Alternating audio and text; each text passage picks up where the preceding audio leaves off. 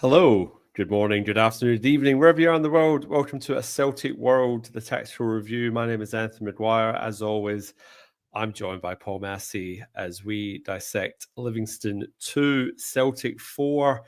Merry Christmas to all our listeners all across the world.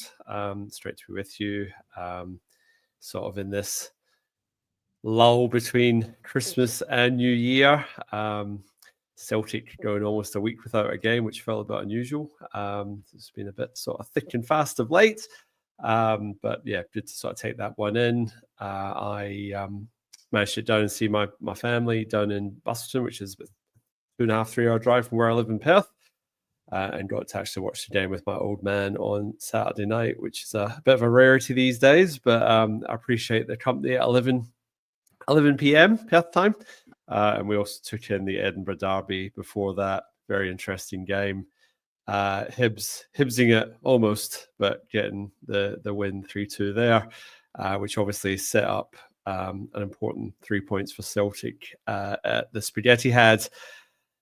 I was going to say, yeah, I suppose before I did throw over to you, Paul, is just the fact that we've dropped 2 games to Hearts. Watching how bad they are defensively against Hibs is a bit of a head scratcher, but just probably sort of sums up our season a little bit. But I'm sure some of the Hibs fans thinking it was all a bit too easy at 75 minutes are probably regretting that decision. But yeah, they got the win in the end. Anyway, Paul, Merry Christmas. And what's been happening? Yeah, not a lot. Obviously, still recovering from the knee surgery. So, yeah, the progress seen in the first week is probably much more rapid than seen in week 2, but it's getting there. Kind of have to remind myself that because it's been so quick, I have to remind myself it's nowhere near ready. So, yeah, I had a couple of little bits of pain here and there, but other than that's fine. Yeah, good Christmas, and the gap in between so far, pretty quiet, which is exactly how we wanted it after a busy year. And yeah, my poor unfortunate wife's still working. So she was back on the tools today. As was I. Yeah, there's the violins out again. And she will be. She's only got the Thursday off.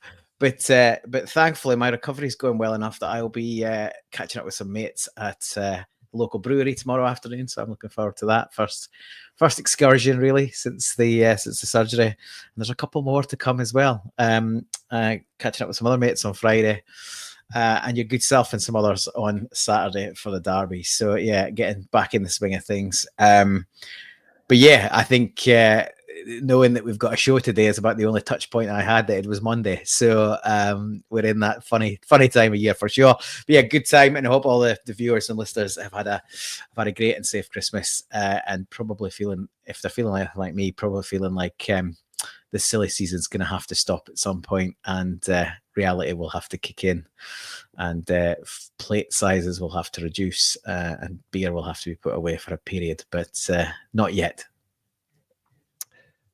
Sounds like you're on a 3-week bender, Paul. Not quite. Don't tell my boss I've been signed off for 3 weeks.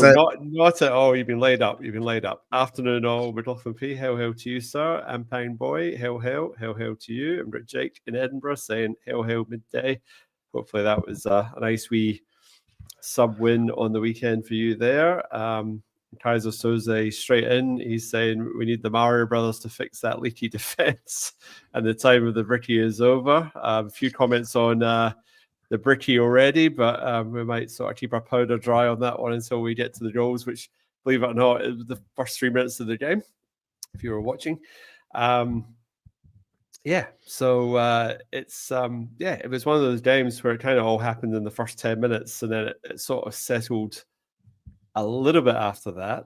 But before we get there, I'm just going to bring up the team sheet like we usually do. So, Paul, the only change was the inclusion of Sinisalo at the expense of Schmeichel, who didn't recover from the game against Aberdeen. Apparently had a cortisone injection. A few people on the social media saying he should have had a Manjaro injection, but that's a wee bit harsh on old Schmeichel. But he was the only change, and the other obviously important one there is Hatate coming back onto the bench.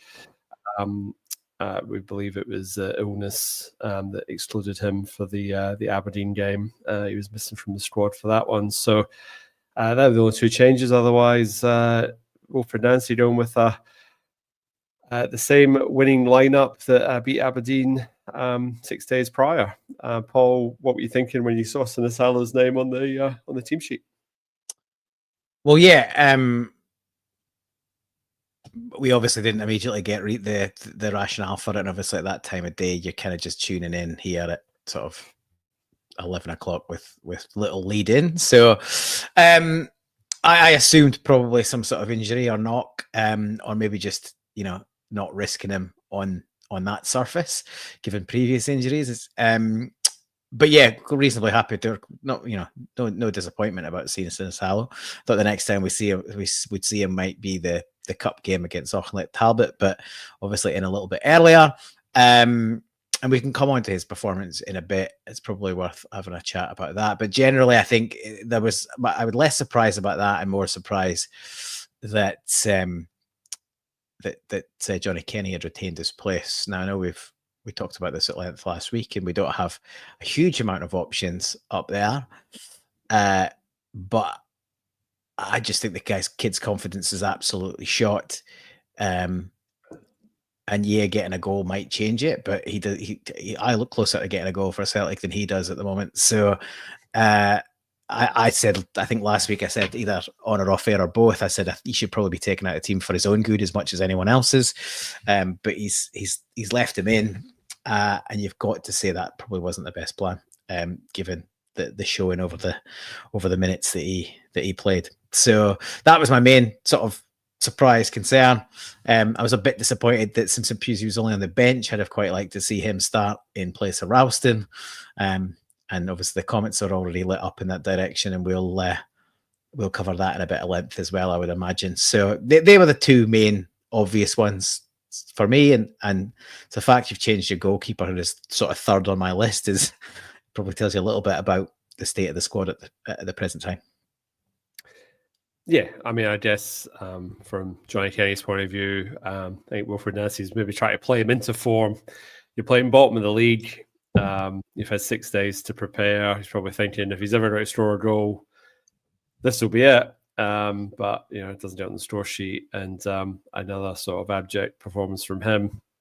So you're sort of thinking where to now, because he's only got one more. Obviously we've got Motherwell during the week, and they're, believe it or not, the form team in the competition. And then we've got Rangers in the new year, or just after New Year's. So it doesn't give you a lot of time to, if you want to change it up and go with Shin Yamada, because he didn't even make it off the bench. So Kenny played the whole game. Anyway. Oh, sorry. No, I came off for 82 minutes. We didn't put our forward on. We just pushed my head up there instead. So we're sort of like, we're not even looking at the other options that we may have. But again, we said that a week ago, and we'll say it again today. The fact that there's 5 defenders on the bench kind of really sort of sings to the fact that our squad is, it's really imbalanced and it just, lacking in options, particularly in the attacking third. You've got to sort of call a spade, and unfortunately for Wilfred at the moment, his options are incredibly limited. Just trying to bring up the may as well straight into the first goal, because it literally happened on 3 minutes. I've seen some very wild takes online about this one, Paul. There's one guy trying to blame Arnie Engels for the goal. I was like, I mean, I don't even know who Tierney was trying to actually pass it to, if I've been perfectly honest. But I'm assuming I'm really giving the benefit of the doubt and say it was Arnie Engels. But a crossfield pass, which is always a risky thing to do. All right, we'll just bear with me here. I'm just getting this up right now. This is the pass in question, right? So this is the ball. This is Tierney here. He's played the ball in. Arnie Engels is he's heading in this direction, and he's obviously had to like put the absolute handbrake on to try and turn around here. And it was played in a bit of pace as well, because the ball's managed to sort of travel all the way over to the the left hand side of the pitch here. But yeah, terrible pass, and again, like so early in the game, like such a high risk pass. Always obviously falling to Montoya, and he, and again, in fairness to Yang here, he's bombing forward as well. And then Montaña's sort of coming through, and then this is the intervention from Yang, which has sort of knocked it past Ralston. So if you go back a step here, Ralston's here, he's sort of holding ground, does his usual back off, which drives me frustration, if I'm being honest. Yang knocks it past him, and then Montoya sort of hit top corner, it's skimmed off the post, so not really giving Sinisalo much chance in my book. And that makes it 1-0 after 3 minutes. Paul, where do you start? I mean, yeah, you've got obviously everyone bombing forward. We're in possession. We turn it over in a really bad position, and we're 1-0 down after 3 minutes. Yeah, and look, there's no way you can put blame on Engels here. Like it's just a really poor pass, right? You can say, oh, to try and blame the player who's not standing in the right position for where the pass should be going is just incredible. But like, there's a section of our fan base that have made their mind up on Arnie Engels, and any opportunity to put the boot in, even undeserved, is going to be taken. And that sounds like a perfect example of what's happening here. Kieran Tierney, like, we can talk about the system and the potential flaws in it, the pros and cons to the system. And we could actually talk about that till we're blue in the face. But ultimately, regardless of system, any positive play or negative play comes down to execution, right? And Kieran Tierney is one of the best players at the club. He's the highest paid player at the club, and he's made a ridiculous risky pass to no one in the third minute of the game or second minute of the game. So it's just a poor pass. And like we often talk about in this show, there's usually plenty of blame to go around when a goal's lost, particularly if it's a bad goal to lose. And there is a bit of blame to go around again. It's not often it's just one person that's made a mistake, but Kieran Tierney makes a really poor pass. I'm not exactly sure, who he's aiming for. It almost looks like he's made a blind pass, which, as you say, cross field, back into the central area, dangerous, especially poorly executed. You're asking for trouble. But you're right, he's hitting a fair amount of power. It ends up on the left wing of our right side and their left wing. The fullback or the wing back, Montaña, just bursts through. As I say, like, the system is designed to commit players forward when we've got the ball. So Yang has followed instructions and been on his bike. That then catches him out, and he's then making up ground, which he's trying to do, and he's making his best fist of it. And then Ralston's positioning is just poor, and it's systematic of a right back trying to play right centre back. He doesn't know the position. It's not innate. It's alien. He's still getting to grips with it, and he's made. I don't know if there's a couple of things. Yeah, he might step up because he's thinking that there's an offside risk, but it's a pretty risky decision to take when a player's bearing into the box and potentially able to shoot. I think he just gets his bearings. I think he just loses his bearings. Like Yang's coming back, and it's Yang does well to get a toe on it, but in the end, it's actually because Ralston has stepped across. All Yang's touch to do is knock it past Ralston and into the danger area, and allows him to step on. The only issue what you're saying, Paul, there is I get what you're saying in terms of position. He's probably a bit lost, but for me, he knows where his 18-yard box is. The line's right there. He needs to be making some sort of interception this side. Sorry, Aaron, this side of the 18-yard box. Like, once you're in the box, all bets are off, because penalties, your tackle has to be perfect. I think you clash him here, and if you give away a foul, all right, it's a free kick. It's not ideal, but I just think the interception has to be this side of the box, not, he's backed off well inside the 18-yard box. All right, it's unlucky. But then he also steps up just as Yang's sliding in, and that's what puts him completely out of the position. So he backs off and then steps up at the wrong time. And as Yang slides in, he knocks it into the path of Montano, who's still running forward. And Ralston's decided at that point to step up and completely take it. And I think he's got his position wrong. But I agree with you. He should be coming out rather than backing off, which he does in fullback position as well as in this position. Should be coming. He can see he's a yard or two ahead of Yang, and he's bearing down on goal. His job is to defend that section of the pitch. That's his only job at this point. He's got to step out. He's either got to come and take the ball, man, the works. And as you say, if he misses times it, then it's a foul. Or he should be trying to show the player wide like he would as a fullback, take him away from the box, push him towards the touchline and the byline, and then makes it a harder opportunity. So yeah, bit of a shambles all round. Again, partly players not really understanding the situation. And look, I'm not going to be too harsh on Sinisalo. You know, there's a lot to be said about, you know, goalkeepers shouldn't be beaten at their near post. But, you know, first game back after a long time out, and it's a great hit. It's a great hit, and it's in off the post. There's not many keepers saving that, I don't think. Point blank range. He's literally on the 6-yard box. I mean, from that point of view, I've heard some criticism of Sinisalo on both goals, and I'm happy to clear him of blame. I'm not to say his performance overall was faultless. It wasn't, but I'm not attaching too much blame to him for either of the goals. I think this point for Manpine Boys is important to mention as well. The square passes and the systems will get us into trouble, because there's one way Callum McGregor as well, which we'll get to second half. And it was the exact same thing. It was just a lazy square pass that just basically catches, because players are pushing forward, maybe under an old system, maybe they would have been there. They've blind passed, or, you know, passing, expecting someone to be there when they've pushed forward.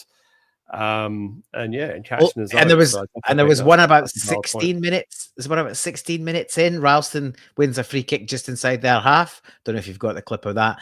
And then he tries to play a quick free kick, I think, to McGregor, and it's square. But there's a Livy player right there, and he's probably not the distance, but he doesn't get blown up for it, and he just intercepts it, and he's off, and he's just burst between the two of them, and suddenly we're under pressure again, because as usual we're pretty thin at the back. So I've got no issue if I think the issue is square passes, still playing square passes in the system where I think the instruction is minimal square passes, to be honest. Square and backward passes are really not the plan. Yeah. They're a kind of last resort if you need it. But I think the players are so used to playing square passes, particularly deep in midfield and the back line. Under Rodgers, it was, retention of the possession at pretty much almost all costs. And so they're so used to playing those short, as you say, almost lazy square balls to each other that they're almost, it's almost innate that they're going to do that. And they're conditioned to do it. Yeah. Yeah. They're sort of pre-programmed, and they need to unpick that and get used to, because I think players are roughly following instruction in terms of where Nancy wants them to be on the pitch. But I think that transition to basically understanding your role and the direction to play forward the majority of the time still isn't, well, it's obviously not embedded. It's game 6. So it's going to take a bit of time, but I think we've kind of kicked this off, and the first thing to discuss is a Livy goal. So we started on a bit of a negative foot, and we should probably have set the show up and set the sort of review up by saying, great result. 3 points that are difficult to come by at the best of times. A ground that's difficult to go on, a surface it's hard to play at a time of year when things, are, we're far from the finished article, this team and this manager system, etc. So regardless of how much of a kind of basketball match it was first half, I think you get 3 points at Armand Vale Spaghetti had, whatever you want to call it, on any given day. I think that's a great result. So there's more positives than negatives to be discussed in this, but as we know with viewership, people love the negativity. So we will have to touch on some of it as we go. I totally take your point, Paul, and I'm just going to say 420. Good afternoon to you as well, and keep getting involved in the comments, guys, because I'll bring up as many as we can as we go along. But I suppose the flip side narrative to that, Paul, is, if I'm being devil's advocate, is we're playing bottom of the league.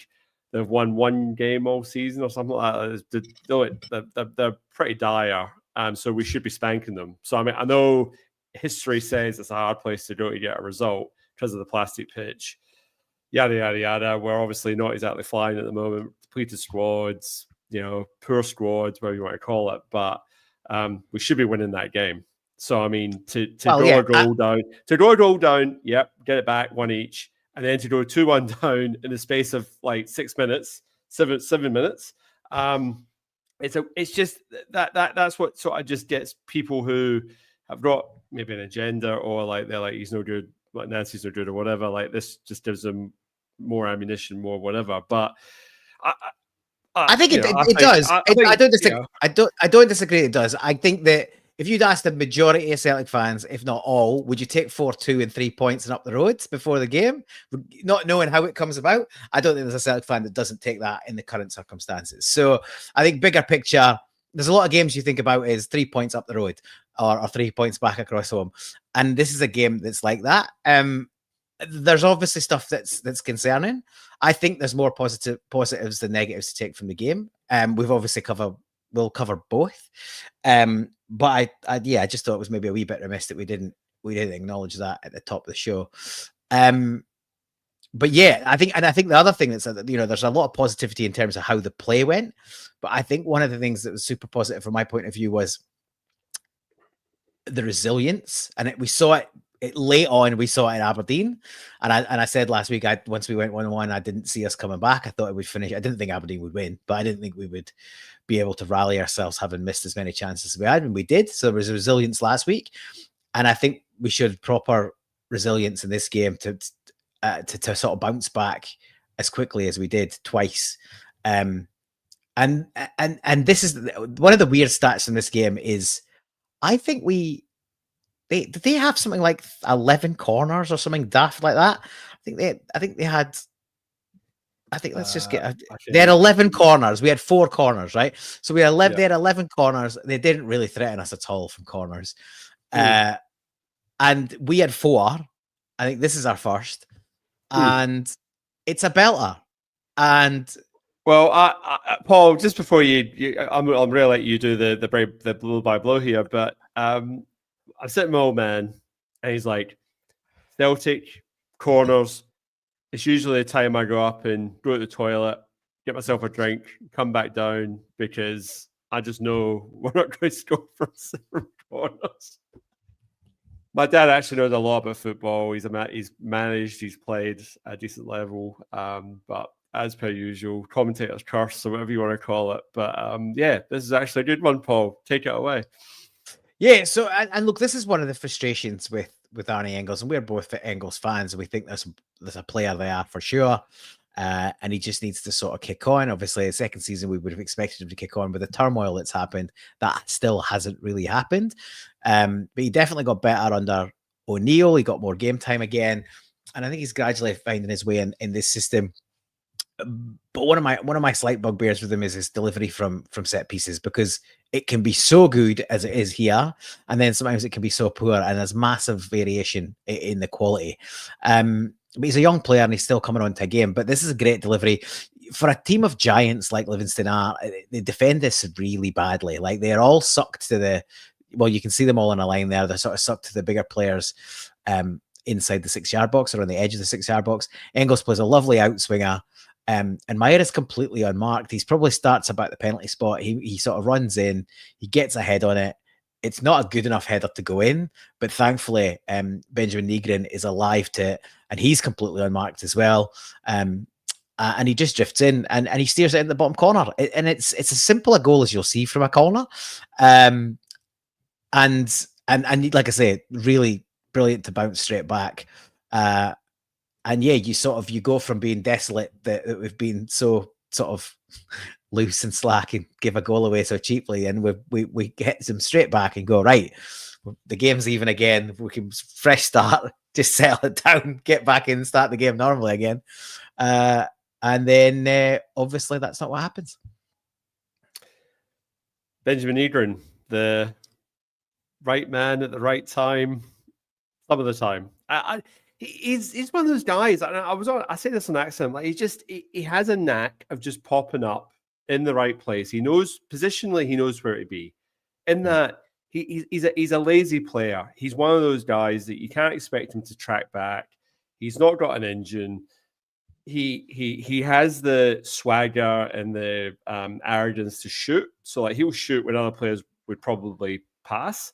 But he does pick up pockets of space inside the box and around the box. He has that that's his strongest attribute, and that's why he's our leading goal scorer this season. He just knows where to be at the right time. And in a team that lacks goals, that lacks a little bit of finesse, a little bit of quality, he just, if you give him the opportunity to have that, I'm not saying Tom Rogic role, but it is in some way a wee bit like that. Like Tom Rogic was never tracking back and chasing around and doing whatever. And I'm not comparing Tom Rogic to Nygren, but just the point that if you give him that free role to basically just pick up those pockets of space, he'll get you goals. Or at the very least, he'll create chances, whether he takes them or not. Obviously, in this game, he took everything that was coming.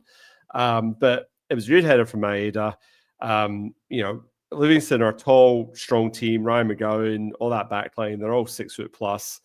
But we managed to deliver a good ball in, and we managed to get in the end of it. And like I say, we were the quickest to react. It's a bit like the AFL, where you have your rovers who like crumb the ball when the ball drops to the ground. All your tall players and your wee players that go in there and like crumb it. That's exactly what Nygren's done. He's the first one to react, and well onside as well. So the first time I was like, well, I'm pretty sure there was somebody on the goal line, and there was. So one each inside.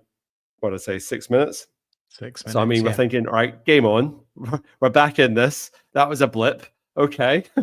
We're still teething. We're still working our ways through this.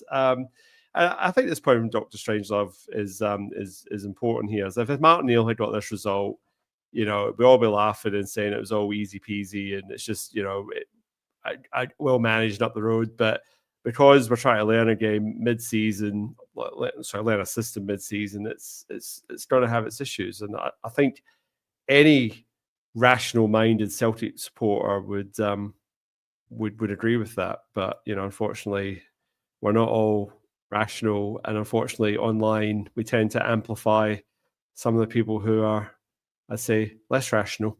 And just another point from Maya, she's saying our XG was 3.7. I've got a wee stat sheet I'll bring up at the end, but yeah, so that's like you're sort of saying we should be scoring somewhere close to between 3 and 4 goals, and we did. So and against Livy at Livy, which is a fair point as well, Mesh, because that plastic pitch, which I still think is better than Kilmarnock's ground, but it's like a pretty low bar. So like I said, it's a work in progress, but we'll see. Paul, we then basically concede literally a minute after that.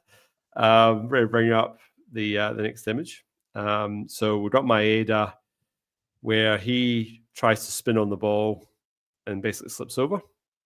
So he coughs up possession in a really bad position, because Tierney's pretty much laid it into his path.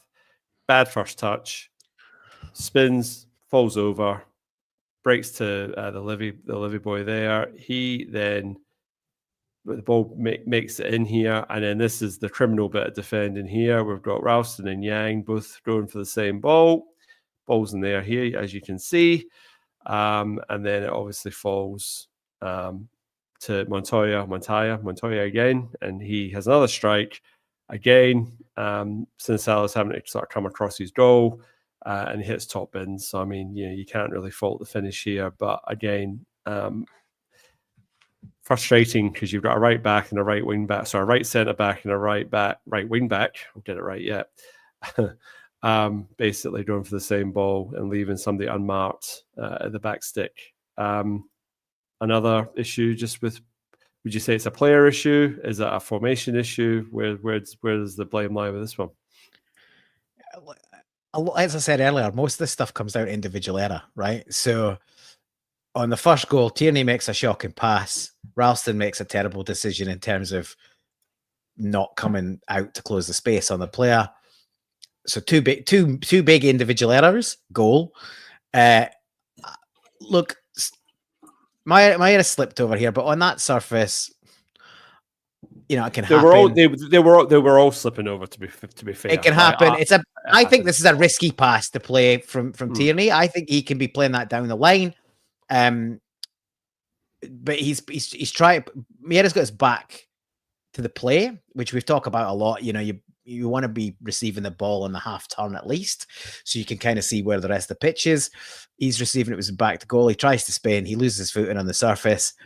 But at that point, there's still enough players behind the ball to deal with this if they take up positions and defend properly, and we don't. But the next bit is criminal, right? And Ralston's been pillared in the post match from all sections. He's taking no blame here, as far as I'm concerned. Like, he's doing his job.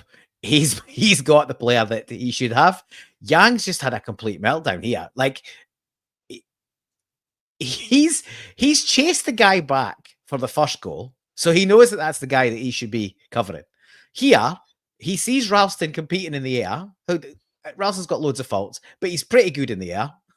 Like, he's a decent header of the ball. He's got a good leap. We saw it at Ross County a few years ago. His leap was brilliant, and he's capable of heading a ball. So he's absolutely capable of dealing with the danger here. He's at least going to make it a decent contest. I've got no idea what Yang's doing. He's got no business being in there. Even if he's playing right back, he's got no business getting in the way of his centre back. He's not. He's playing right wing back, and he's basically just like lost the plot, and he's gone and done something daft, and he's left his man completely free. Now, you can take a step back and say, well, he's not used to playing right wing back, so he doesn't really appreciate what he should be doing. But as some of the guys are saying in the comments, this is amateurish. This is junior football. I would go as far as to say kids football. Like, when I was playing as a kid, I played right, left back, and centre back, and bits of midfield. But I played as a left full back as a 12-year-old kid. There's no way you'd catch me squeezing up on my centre back and leaving the winger completely free behind me. It's just ridiculous. So I'm not having it. Yang's had an absolute debacle here. He went on to have a pretty good game, actually, and he has been steadily improving in that position. But here is just a terrible bit of decision making by him. He leaves, especially when his mate has just smashed one in the top corner a few minutes earlier. So he knows he's a threat, and sure enough, it drops to him. And guess what? He does the same again. It's arguably an even better finish, the second one. And again, I'm not going to lay too much blame at Sinisalo here either. He's obviously been nearer the middle of the goals for the cross coming in. He shuffles across, but he's not going to be. He's got to cover both sides, and again, it goes pretty much in the top corner. It's a great strike. The guy could have had a hat trick. He had one in the second half that was blocked, and we didn't learn our lesson with him. But yeah, there's a couple of small other faults, but Yang takes the majority of the blame for this one, and Kieran Tierney and Ralston can share it on the first one. So I think it's just regardless of systems, you've still got to get basic defending right, and we failed to do that. Yeah, I mean, I think you can have any system in the world, but when you've got a situation like that, where you've got two players going for the same ball like that and leaving somebody unmarked, it's going to cost you, innit? Like, ultimately, if they're good enough, they're going to put the ball in the back of the net. And ultimately, at the moment, we're playing against Livingston, who are bottom of the league, and they've managed to punish us twice inside 7 minutes for two sloppy errors in like losing possession, which then transitioned into poor defending, which led to 2 goals. And you're not giving your keeper any chance in either of those situations either. So the guys bursting the net from point blank range. So I mean, I don't think if the keeper got a hand to either of those, it'd be a sensational save. So that you can't sort of say that the keeper's done anything wrong there. And that I'm sitting there going like, since I've had a touch of the ball yet, he's basically picked the ball out the net twice in the space of 7 minutes. It's like, oh, here we go. But Paul, as you're sort of saying, resilience. We've alluded maybe to some of the rumors that the squad and the team aren't behind the manager and that there's disharmony in the ranks, but the response wouldn't sort of fit that narrative, I don't think. It's if you wanted them gone, you wouldn't lift a finger. But, the fact that we responded, we get back to one each. All right, we go down 2-1. Spoiler alert, we score again. It doesn't lend itself to that. So basically, from here, Tierney's on the ball. Let's see if I've got this up. Bring it up. Hang on 2 seconds. We go. So Tierney's on the ball, plays it in, and then this ends up with the ball gets put across at Maeda, puts a cross in. So this was Kenny's chance, intercepted. I think this is Ryan McGowan. It gets down and slides in, makes the interception, and then Yang makes up a lot of distance in a very short period of time. And these images are not great, but I was pulling these off my iPhone about 10 minutes before we came on air. And there's a wee bit of a scrumash there, at least the goal. But the one thing that I missed the first time around, even when I watched the first replay, is that Kenny gets a wee back heel here, which actually puts it into the path of Yang, which totally passed me by the first time around. And you see there's 3 players all trying to get in front of the ball, but manages to get the ball in the back of the net. So that's us 2 each after 10 minutes. I think that's been a little bit generous. They gave him the assist, but I think it sort of bounced between his legs. It hit one of his legs. He went to try and do a back heel and missed it. And I think if he back heels it, he probably knocks it out of Yang's path. I think the fact he misses the back heel or only skims it probably does him a favor. He's all over the place. I was trying to be nice. It's Christmas. I was trying to give him a wee present there, a wee gift. You can try and rewrite history, but that's not what happens. I think he's almost more of a hindrance than a help. I saw he got an assist. I couldn't believe it. I had to look at it again. I goes, you're having a giraffe giving him that. And then Yang dampened it in. That's how it's this go. Sort of bounced off, glanced off him. Like you and Big Yang are on a unity ticket on assists by the sounds of things. Anyway, this is this comedy defending from Livingston. Like 3 massive defenders falling over and tripping over themselves. Keepers in no man's land. Kenny, with any kind of confidence and composure, can take a touch and rifle this into the net himself. He clearly has got his feet in the wrong place. Thankfully, Yang sort of runs past him and pushes past him, takes it off him, takes the pressure off, does a little shuffle and pops it in the net. Yang's done really well here. And as I said, he was definitely at fault for the second goal, but he's been coming on a game. I didn't think he was capable of playing right wing back, and I still don't think that's the optimum choice of position for him. But all his positive play under other managers has been on the left. But he is starting to show his worth. His tenacity has been great. His willingness to work up and down has been great. And he's got on the end of something here, and he's had the composure to take it around. 3-4 players falling around him, and another striker kind of getting in his way and just take his time and slot it. So yeah, I think we're at 10 minutes at this point, and it's 2 each, and we're there's no chance of drifting off for an early nap at 11 p.m. in Western Australia. We're wide awake with what's going on. You can't take your eyes off it. But yeah, it settles down for a bit after this. But yeah, it's there was some good play coming down the left, as most of our good play has been happening, and I think obviously the ball comes in and they don't deal with it. And I think I've obviously not seen very much of Livingston this year. You might not be surprised to hear, but you can see from how they've performed against us, if that's how they've been performing all season, you can see why they're bottom of the league. Livingston are usually quite hard to beat. They've got their big players. They're pretty functional. They throw their physical, they throw their body around, they defend their box well, and they cause problems at the other end. And we haven't really seen any of that. Like, they didn't really cause us too many problems that were not really of our own making. I was surprised at how little of a threat they were from set pieces into our box, given how little height we have and how much we've been struggling in that scenario. And yeah, they've just defended really poorly. Like the first 2 goals that they let a pretty small player get the first header from a corner.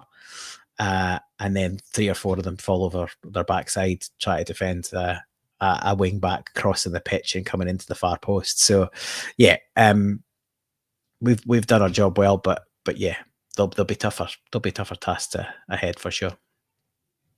I won't be taking any more stick from Ryan McGowan in commentary when he commentates on Hearts games with that performance. And this thing that gets me is like in Australia we get, we presumably get in the UK as well, but you get the likes of Ryan McGowan and Marvin Bartley and guys like this who talk as if they're like Paolo Maldini when they're just average players that play for Livingston.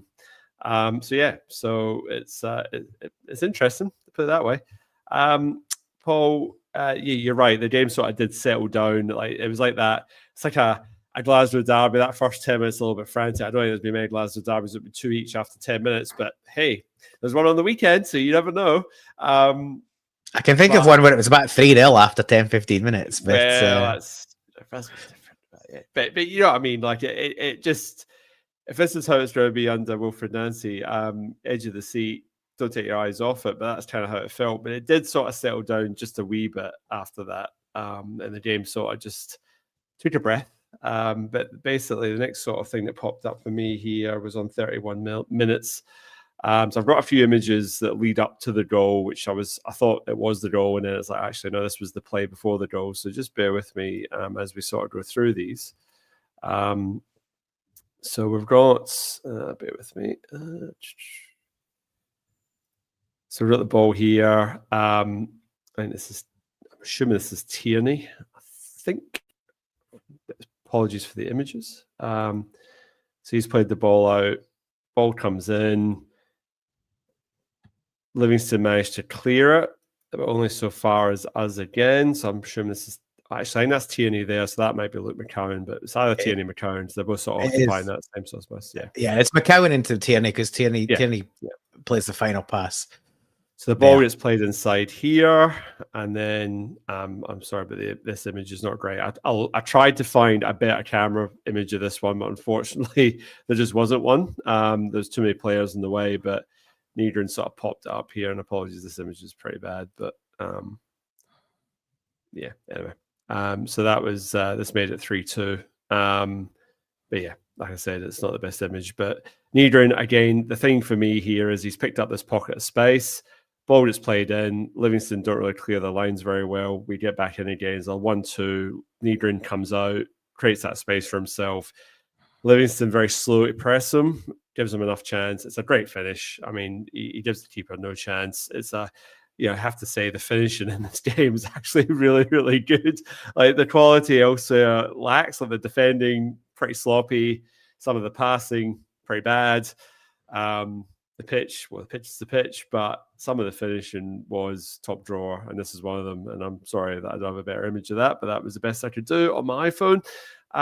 Paul, I'm singing Nygren's praises here. It's a great finish, and just a bit earlier he had that lovely bit of interplay down the left. So him, Tierney, McCowan were linking quite regularly. There was a piece of play, I don't think it was much before this, where it might have even been in the first section that led Tierney to the initial cross. He plays a little back heel that sends Tierney away. Tierney gets to the byline, gets the cross, it gets defended, and it's recycled and back out.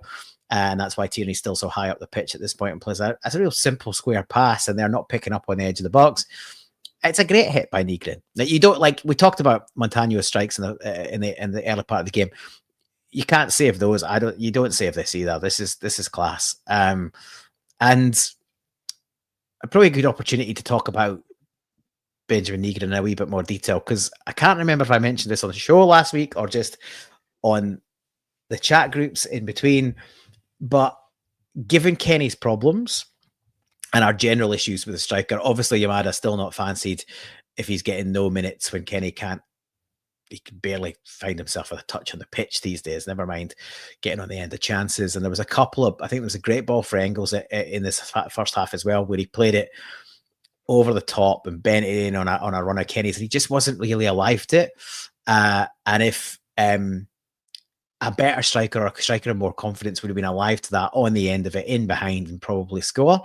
But I think the solution in the really short term, obviously we need a striker in the window. There's no argument on that. But in the next couple of games, and I'd have liked to see it start against Livy, I'd play him as a false 9 because Hatati's back. So you've got a surplus there. Either he or McCowan's going to drop out if Hatati comes straight back in the team. So rather than do either of those things, just shuffle him one position forward. He can hold the ball up. His touch is good. He obviously knows where the goal is. He can link the play. And if he's a false 9, he can drop back into that position and the others can interchange. The system could be fluid. I think he's a far better choice to play up front. Can you really, like, if it's a choice between him and a false 9 or Johnny Kenny against Rangers in the derby, I can't see why you would pick Kenny again in that game unless he's somehow still in tomorrow night and he gets himself a goal or two. I just can't see it. And we've got in this system, we've talked a lot about how many midfielders we have and how it's been frustrating all season that with so many quality midfielders in the squad. And that's the area, if the squad's stacked anywhere, that's where it is, and still not functioning well. We're now seeing the benefit of those midfielders and how we can utilize them in this system. And so I just think bump them up one for the next couple of games, and it might have to be longer because there's no break. And you know how sharp we'll be with our work in the window. It's not like we're going to have a new striker in the first few days of the window, is it? So, like, if we were any good at recruitment, given how bad the striking positions is, we'd have a striker in on New Year's Day and he'd be playing in the derby. But I don't think anyone expects that to happen. Well, it's two things, right? So one, it worked for France. I think 2018 World Cup, they played Giroud as basically a false 9. Like, he wasn't really there to score goals. He was just there to link up the play and play that sort of role. So can it be done? Yes.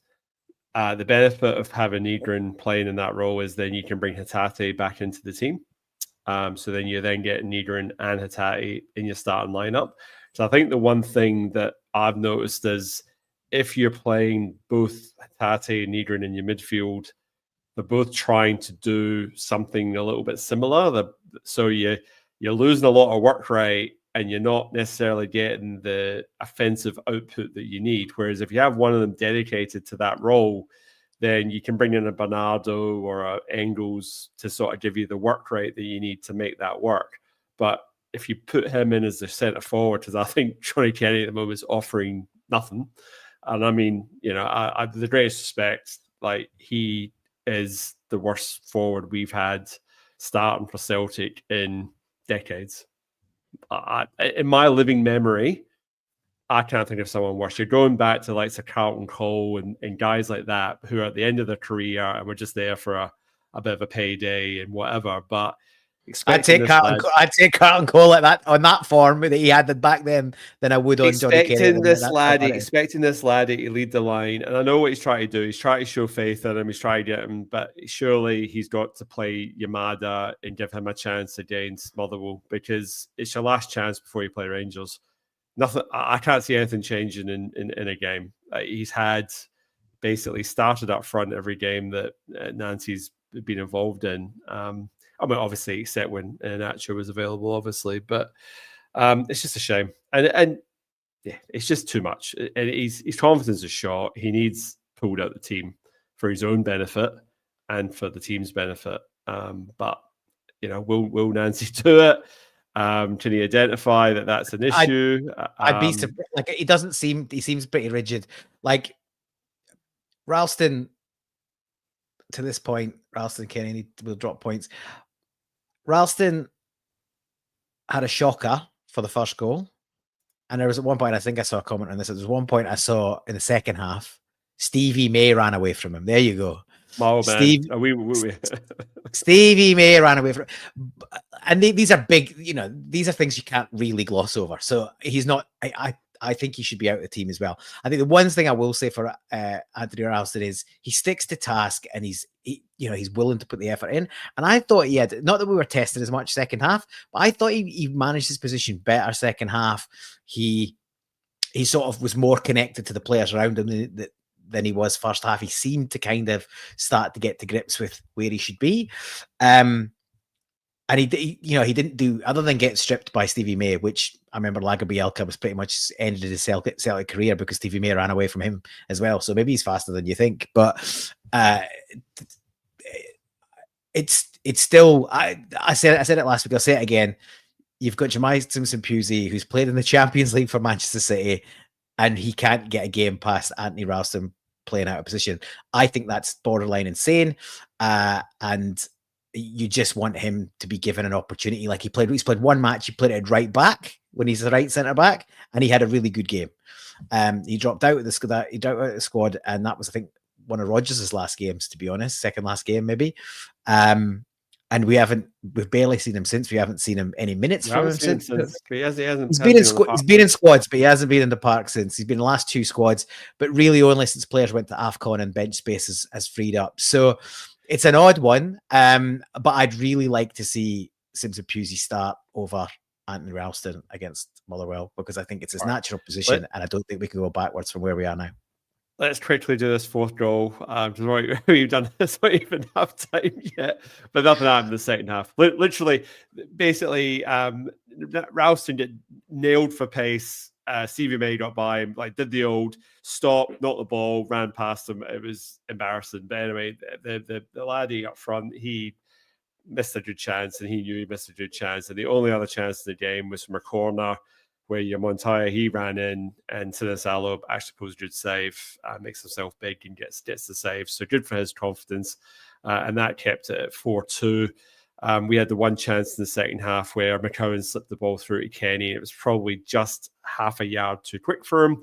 And unfortunately, Kenny didn't at the end of that. But literally, that was the second half. But I think there was one where he had the choice between we broke at pace, and there was a choice left and right, and he went left, and he should have probably gone right, because there was 2 defenders covering 2 attackers, and he was free on the ball. And they were both drifting left, and he played the ball left. And if he just held it 1 second and pushed it right, you got a free shot at goal. So McCowan had a decent game, but he did have a couple of decision making stuff that could have been better. Engels, another good delivery here. Balls up here for people trying to figure out where the ball is. Ball comes across. I'm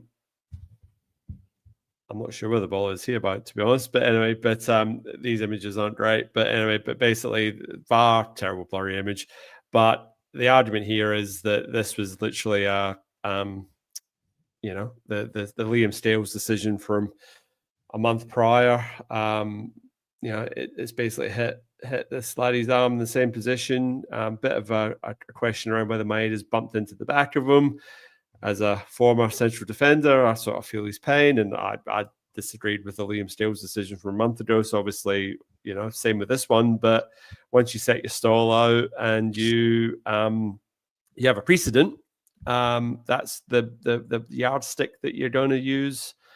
For the rest of the season. Basically, that's kind of how refereeing in Scotland goes. Once one decision's been made, that's kind of like, well, if that was given, then this should be given. And the referee was called across to have a look at it, and it was awarded the penalty. I might take that image off because it's pretty bad. But yeah. Oh. Yeah, Scottish football. 2 wrongs do make a right, apparently. I lambasted the decision against Scales a few weeks ago, and I'd be an absolute hypocrite, which I'm not, to not lambast this one too. In fact, I think I was a bit of a lone voice on one of our group chats. Everyone else is going, "Oh yeah, you've got to give that," and I was like, "It's a shocker. It's an absolute shocker. That gives given against us. You're fuming. It did get given against us a few weeks ago. I was fuming. I actually think and people will disagree with me for this because, as you said, precedent's been set. But I think you should be learning from mistakes. Like, I don't think the Scales one should have been given.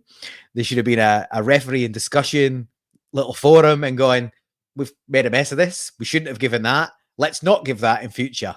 That doesn't seem to have happened, and they've doubled down and gone, "Oh, we gave that a few weeks ago. We're going to have to give it again." I just think that's really poor. Yes, we've we've been the beneficiaries in this particular time. But if in a few weeks' time, or in the derby, for example, one of those goes against us, you then got 3 mistakes in the space of a few weeks, and now you're just building them up, right? Or worse still, or funnier still, it goes against Rangers. It gets given because there's 2 presidents in the last few weeks. Imagine the meltdown if that happens, especially if we win by a single. Rangers were on the beneficiary of a pretty iffy decision at the end of their game because, of course, they were. The Motherwell laddie got tripped up inside the box, and that didn't even get looked at by VAR. So there's something to be said for having presumably it will have got looked at by VAR, but they've decided that there's no case to answer. Well, we're on that. There's a good angle on that footage where 2 Rangers players basically hold their head in hands because they're like that's a definite foul, and it gets waved away, and no review, no request to go look at it. Pretty sloppy at best. But the penalty, Engels obviously missed one recently, but fair play. And he did, and I couldn't really tell what was going on here because the camera was super tight, but I feel like Callum McGregor potentially offered the penalty to Benjamin Nygren because it would have been a hat-trick. And then he was sort of facing this way, and then he sort of turned and gave it to Engels. So I don't know. It was a bit of an odd one, and I've heard a couple of discussion points about that. So I don't know if that's what happened. If it was, I think that's a bit odd, to be honest. If Engels is your penalty taker, even after missing one, then the ball, I want my team to be ruthless and the ball goes straight to him. Maybe if we're up by another goal or 2 or 3, but with only one, you've got to give it to your main man. But it's a good penalty. I don't really like the stutter run up, and he's done it sometimes and he's not done it other times, but he does it. Goalie moves and it's barely past him. Like he's only a yard or 2 to the other side of him, but he's already on the deck, so he's not going to get anywhere near it. But so it's a good penalty. It was a bit of a muted celebration. I think he's obviously any penalty that goes in is a good penalty, Paul. That I don't care as long as the back of the net. I couldn't care less how it gets there. No, absolutely. Absolutely. He's back to his best with that one. That was a good penalty. It was a good penalty. The stutter run up seems to suit him because he didn't do the stutter run up against Roma, and then he didn't. He missed. And he made a mess of it. So he's obviously brought it back. Boyd's reaction after Hibs fans singing Sunshine on Leith. I mean, people said he was drunk, and that wouldn't surprise me. He's just because he's a Hearts supporter now. He's turned his back on Rangers and he's supporting Hearts. Anything to deflect away from Rangers and put a bit of pressure on Hearts. He's so transparent and just so petty. And the fact that the main broadcaster continues to pay his wages just speaks volumes in my mind. Anyway, enough about that. While we're on about Boyd though, even a stopped clock is right a couple of times a day. He made the point and I only picked this up today because I'm obviously still doing a little bit of recuperation, so I had time messing about on YouTube earlier, just watching a few bits and bobs, and I saw some of the post match between him, Scott Allen, and who's the McFadden? They were doing the post match, and McFadden going with the big beard now as well. I noticed that look. He's looking like an enforcer rather than a striker.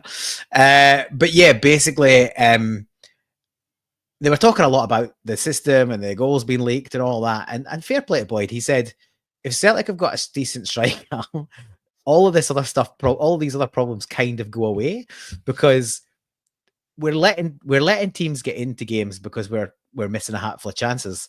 And he is right. Like if you think about the Aberdeen game, and he said like this has happened in years gone by. Celtic have usually always got a good striker that can put the ball in the net more often than not. And if you look at the Aberdeen game, you probably 3-4-0 up, and so they're probably not even scoring the one goal because at that point teams come and decide, well, we don't want it to be 6 or 7 or 8. So they're not even venturing that high up the pitch. So I do think there's an element of where we're bringing pressure upon ourselves because we're creating, and we haven't really touched it, but there's lots of nice patterns of play first half, really good link up, particularly down the left-hand side, but in the midfield area as well. And it's starting to click. You can see it's starting to click. Defensively, still a bit to do. Obviously, we've talked about that already. But I think there's enough to say, and you touched on the disharmony and potential dressing room issues earlier.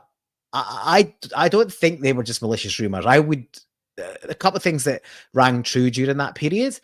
And you would feel that the dressing room would be upset. They've gone from winning 7 out of 8 games and the culture being sort of fun and simplistic and all of that under O'Neill and the rest of the sort of temporary backroom staff to a completely new management team coming in and sort of ripping everything up and starting from scratch mid-season in a really tough week for games and it not working. And therefore, the easy option in anything like that is to go, well, this isn't working. I'm not happy, negative reaction, which I think is what happened. Like, Callum McGregor was missing from comms and post-match interviews, pre-match stuff for a week or two there. And I'm sure there was some soul searching going on between him and the manager and some of the senior players in the team. But there was a photo the other week, I think it was maybe just before the Aberdeen game, in training, and they all looked like they were having a laugh in training and sort of positive and smiling. And certainly these last 2 games, like I said earlier, they've showed resilience. They've played for themselves, the team, the shirt, the fans, and the manager. And we look like it's starting to sink in. Now, we don't have the personnel anywhere near it, but there's players to come back. I think this window, and no doubt this will be spun negatively if this what's happened, but this window for me should really be about temporary fixes and plugging gaps. I'd like to see 1 or 2 loans. That's the latest on the social media right there. So that fair enough. It looks like a happy camp. Looks like a happy camp, but yeah, I'd like to see some really good quality loans come in this window. Like, the World Cup is months away, right? There have got to be players who want game time. Got to be players that want to be in World Cup squads that are currently not playing for the team or aren't first pick, that you should be able to pick up on a loan that you otherwise might not get. Like, we've still got European football, a couple of games at least. There's trophies to be won. I think, in the same reason I think Maeda has agreed to stay. He doesn't want to go. And precisely why he stayed. He's staying because he's staying because he's jeopardizing his chance of a World Cup if he goes, because he saw what happened to Kyogo when he went, and Kyogo's got nearly no chance. Now, I would, if we can't find anyone else that's a superstar, I take Kyogo back on loan to give him a shot at the Japanese squad, because even a year down the line from where we had him and being miles off form, he's better than anything we've got at the club that's fit, and he understands the pressure playing for Celtic, and he understands where the back of the net is. He'll get chances in this team and he will score goals. So if you're going to be taking loans in, and I think it will be, and that makes sense, right? Maybe we're not completely all in on the manager given the rocky start. I hope it gets better, but you're not going to give him 25 million if there's a chance that we turn him over before the end of the season. Equally, there's an opportunity to get players you might not otherwise get that want to get to the World Cup. So I think loans are definitely the way to go. And for once, I wouldn't be grumping about that. Like, usually go, why would you take another team's players? Well, I think needs must. Like, this is a bit of a sprint now, I think, to the end of the season. There's 3 trophies to play for. There's 2 trophies to go and win, very realistically. And if we get 3 or 4 decent loans in as reinforcements, we should be pulling away from the rest. And then you've got time to go, right, who are we buying for the summer? Plan appropriately. I know, famous last words, Celtic never do that, but that would be how I would be. That would be how I would be looking to set up the next few weeks. Mindful of the time, just make a couple of quick comments, and then we'll do man of the match. But the point here from Franny, the United game should have been out of sight. That's 3 points dropped in my mind. We played all right in patches with Hearts. We should have been a goal up. We didn't score, and then Hearts beat us, right? Bad first game up for the new manager. Roma, no way, they stilped us. That was a defeat. The cup final, I think, if Iheanacho has stayed fit for most of the game, I think we probably would have shaded that, or at the very least would have taken any extra time. And penalties, you never know. But that's debatable, and I'm not taking away from St Mirren. They played really well that day. But for me, the Dundee United result's the real sore one. Like, that's 3 points. We could have been level with Hearts with a game in hand right now. And that's the one. I hope it doesn't come back to bite us. But for me at the moment, that's the one real result that it hurts. Like, had it been 3 losses and then we won that one, then, you know, this whole narrative is ever so slightly different, but it didn't. But it can change. I absolutely agree. We should have been out of sight and home and hose by half time, and the second half was an abomination.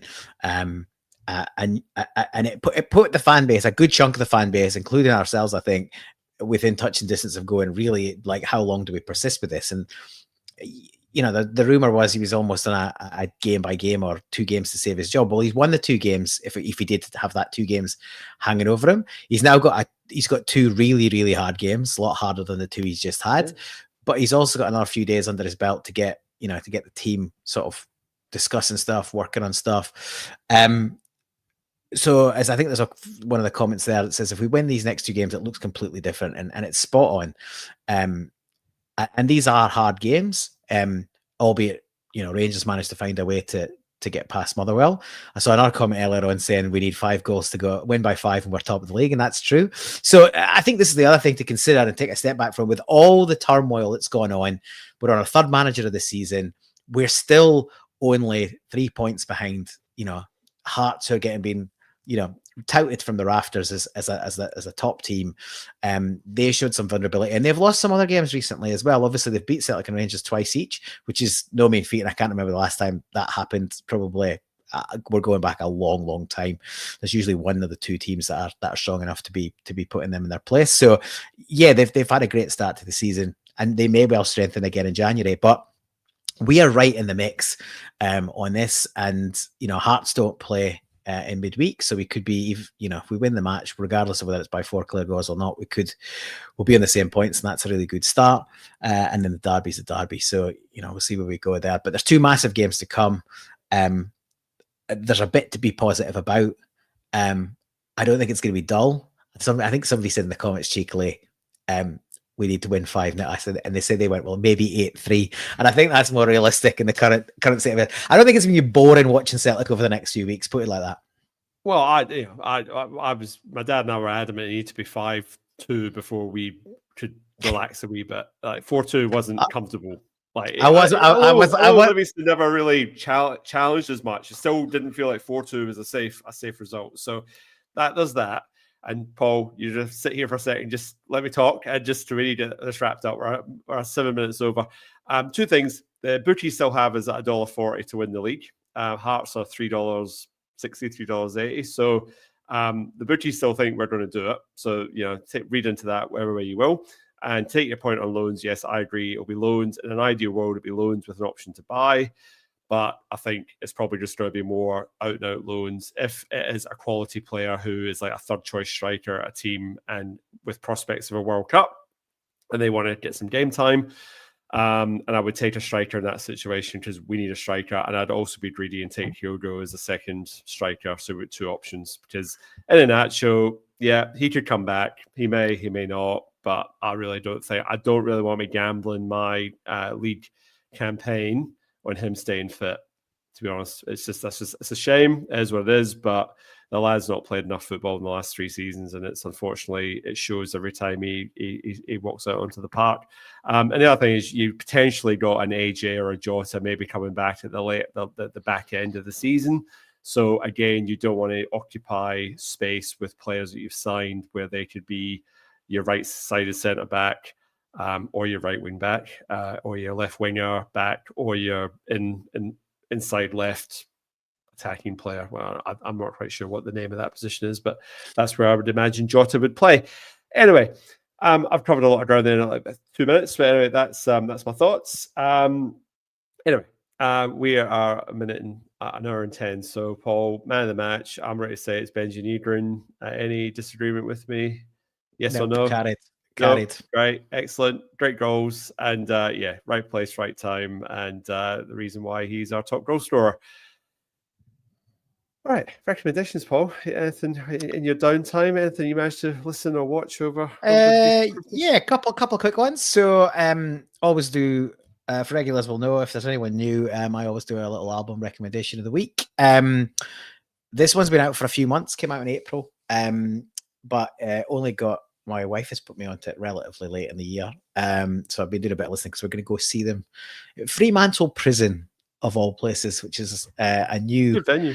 It's a new good outdoor. It's a relatively new good outdoor venue in Fremantle, obviously, just down from Perth. So anyone local, they are playing next month. So at that venue. So yeah, check it out. But I think it's their fourth album. It's called. Now I'm effectively going to say it's called Viagra Boys, but it's called Viagra A Boys. So they've moved the A from the end of Viagra to the start of Boys. From a stylistic point of view, I don't really get it. But anyway, they're a Swedish post-punk band. Really good album if you're into that kind of post-punk stuff that's been kind of on the rise in the last few years. Bands like Idols, etc.